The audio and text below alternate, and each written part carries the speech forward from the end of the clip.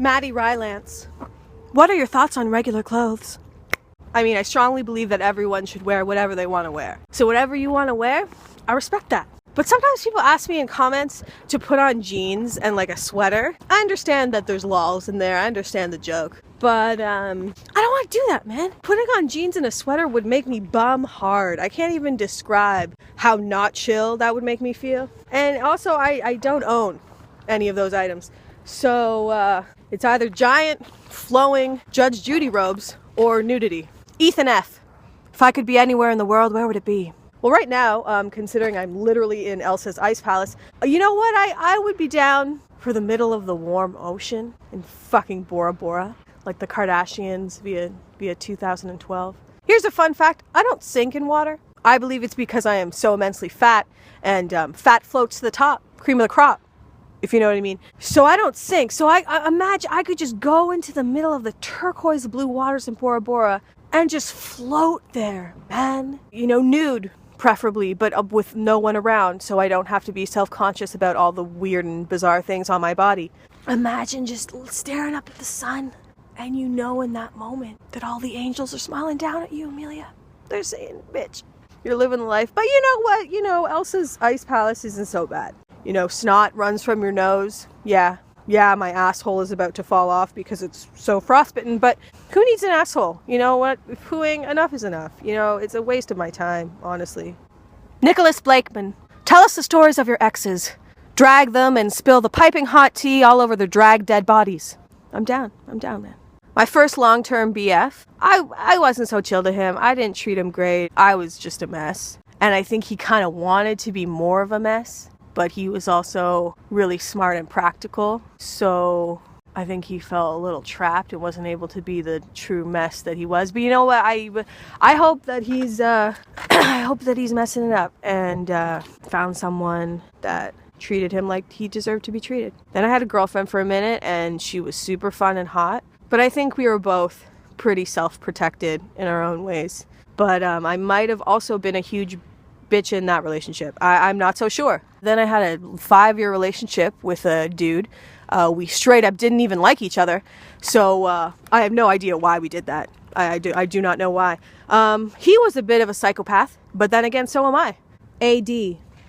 How/why did you stop doing drugs? And how do you have fun in your sober life? When I got out of high school, I just kind of stopped because I started doing harder drugs because my sweet best friends and I did it together.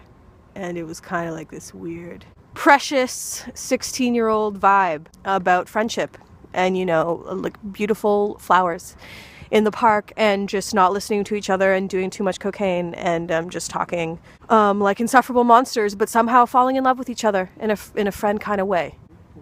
I farted, but it's warming me.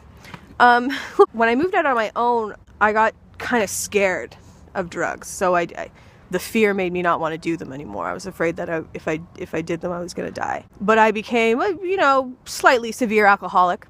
Then I stopped wanting to do that too after a few years. I can't fully explain why. I didn't want to alter my state at all. I barely even like drinking caffeine because I don't like taking Tylenol. I just don't like altering my state. I think part of it might have to do with control. I don't like being out of control at all. But to be honest, it also gives me so much joy to be a sober, solitary bitch. I mean, I don't think I'm gonna be like this forever. But I genuinely have so much more fun sober. I had a lot of fun getting fucked up with pals. What's cool about the way I live now is that I have some weird ass times with myself. Something about being sober and not saving my weirdness for when I drink or when I'm around people has just, I'll leave the house, for example, like today, and I'm walking through the park and I'm singing in an extremely high-pitched voice a little song that I'm making up for myself. This is how it goes. I'm lucky to be alive because there is ice. I'm lucky to be alive because Diet Coke. I'm lucky to be alive because I'm stuff, and a squirrel and sunglasses and things are nice. I'm scaring people. You know, I just leave the house and I sing a creepy little song to myself in a high-pitched voice, and I have the best time. Something about not altering my state means that I'm not contained at all. Part of me felt like when I was doing drugs or drinking, it was so that I could let go. of a metaphorical cage that I held myself in, you know, during my regular life. But something about being sober and knowing that I'm never going to alter my state helped me get rid of that cage. So I don't contain myself, especially when I'm by myself. To sum up, yes, do drugs and then stop and have a great time. Akataken. How do you let yourself feel your emotions so thoroughly without fucking yourself up mentally? I just used to force myself to shut my genuine emotions down, and they came out in really ugly ways. Because I don't think you really can shut emotions down. You can't really choose not to feel sad or choose not to feel pain. So letting yourself feel it is very kind.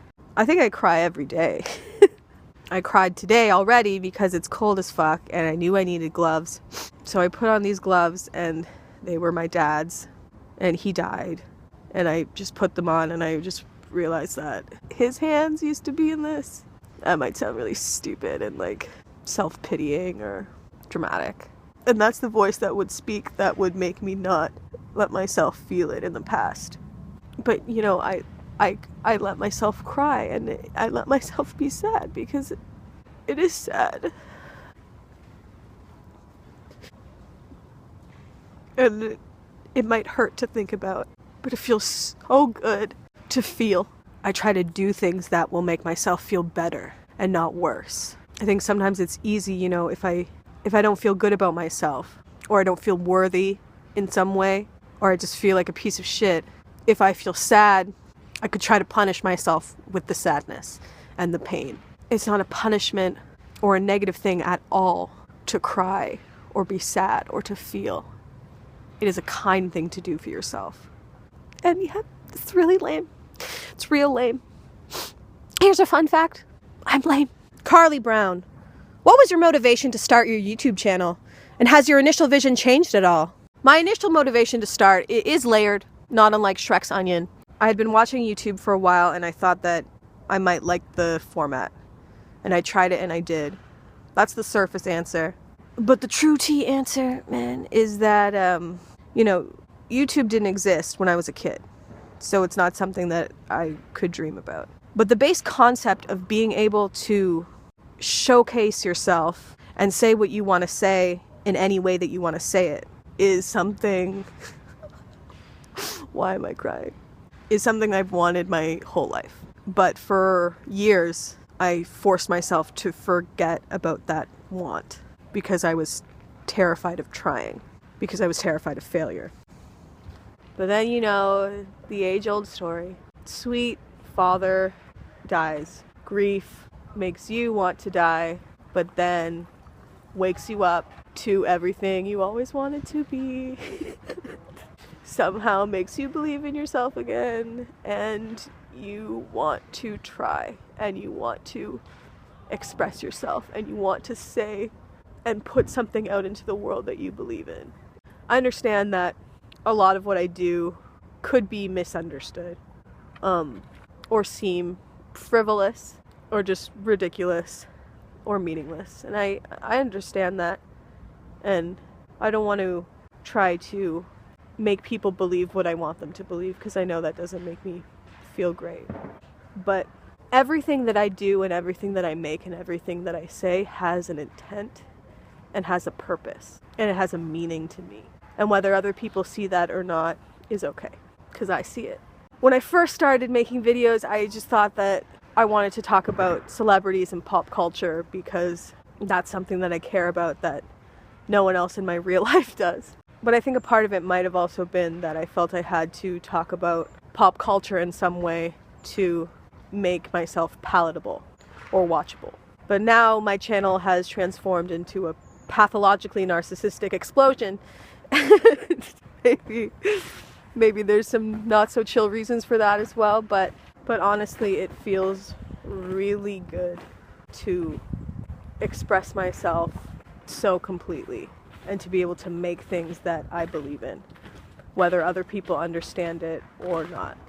I've never felt more fulfilled, and that might sound really silly and really dumb, but I feel it so genuinely. I've never really felt a sense of purpose, and I feel that now. It feels really good. come to a park and I sit on a bench covered in ice, BT dubs. I'm just sitting on ice and I'm just crying. I'm just crying on an icy bench.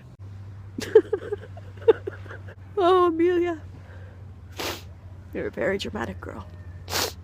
And TBH, I live for it.